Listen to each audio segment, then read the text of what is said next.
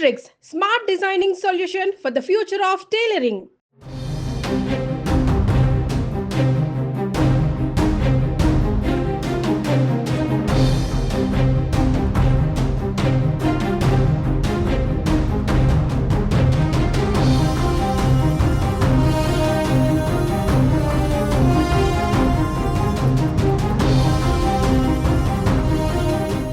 AP ప్రభుత్వం గ్రామ ward సచివాలయ ఉద్యోగుల రేషనలైజేషన్ చేపడుతున్న నేపథ్యంలో గ్రామ వార్డు సచివాలయ ఉద్యోగుల హేతుబద్ధీకరణపైన గ్రామ వార్డు సచివాలయ ఉద్యోగ సంఘాలతో మంత్రి డోలా బాల వీరాంజనేయ స్వామి అమరావతిలో సమావేశమయ్యారు. 17 గుర్తింపు పొందిన గ్రామ వార్డు ఉద్యోగ సంఘ నేతలు ఈ సమావేశానికి హాజరయ్యారు. ఈ సందర్భంగా ఉద్యోగ సంఘాల నేతలు తమ సమస్యలు చెప్పుకున్నారు.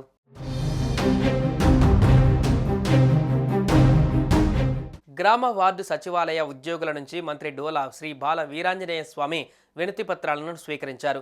ఈ సందర్భంగా పదోన్నతులు, పీఆర్సీ వంటి అంశాలను మంత్రి వద్ద ఉద్యోగ సంఘాల నేతలు ప్రస్తావించారు. అనంతరం మాట్లాడిన మంత్రి డోలా శ్రీ బాల వీరాంజనేయ స్వామి గ్రామ వార్డు సచివాలయ ఉద్యోగులను ఏ, బి, సి కేటగిరీలుగా రేషనలైజేషన్ చేయనున్నట్లుగా వివరించారు.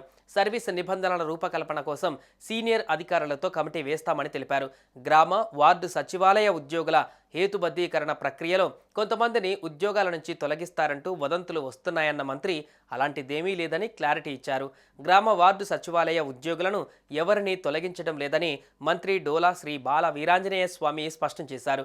కొన్ని శాఖలలో ఖాళీలు ఉన్నాయన్న మంత్రి వీరాంజనేయ స్వామి త్వరలోనే వాటిని భర్తీ చేయనున్నట్టుగా తెలిపారు.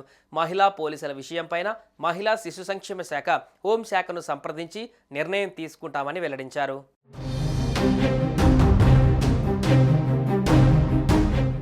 గ్రామ వార్డు సచివాలయాలలో కొన్ని చోట్ల సిబ్బంది ఎక్కువగా, మరీ కొన్ని చోట్ల తక్కువగా ఉండడంతో ఉద్యోగుల హేతుబద్ధీకరణ చేపట్టాలని ఆంధ్రప్రదేశ్ ప్రభుత్వం నిర్ణయించింది.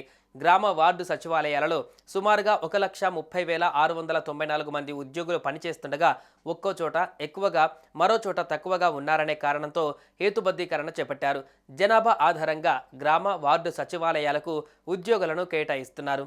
ఈ క్రమంలోనే గ్రామ వార్డు సచివాలయాలను 3 కేటగిరీలుగా ఏపీ ప్రభుత్వం విభజించింది. 2,500 మంది లోపు జనాభా ఉన్న సచివాలయాలను ఏ కేటగిరీ కింద, 2,500 నుంచి 3,500 మంది ఉన్న సచివాలయాలకు బి కేటగిరీ కిందకు చేర్చారు. ఇక 3,500 కంటే ఎక్కువ మంది జనాభా ఉంటే వాటిని సి కేటగిరీ కిందకు చేర్చి ఉద్యోగులను కేటాయిస్తున్నారు.